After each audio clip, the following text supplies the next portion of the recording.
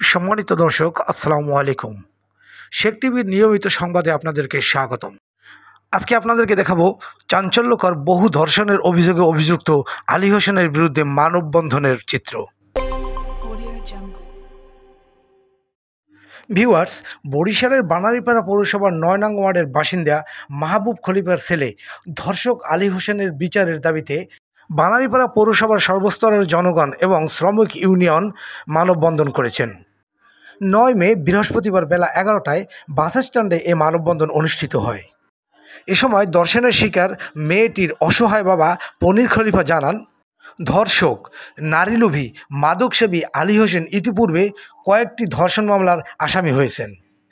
তার বাবা লম্পট ভূমিদস্যু মাহবুব খলিফা ছেলের কুকর্মের প্রশ্রয় দিয়ে আসছে।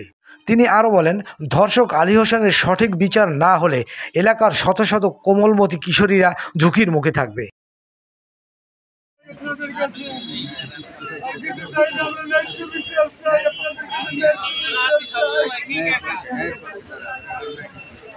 জামিন ক্যান্সেল করতে চাই, জামিন ক্যান্সেল করে জামিন দর্শন মামলার আসামি কিভাবে জামিন চায়, এই জামিন ক্যান্সেল হোক। আমরা মাননীয় আদালতের কাছে চাই যে দুর্নীতি দর্শন মামলার আসামি কিভাবে জামিন পায়, এই জামিনটা ক্যান্সেল হোক।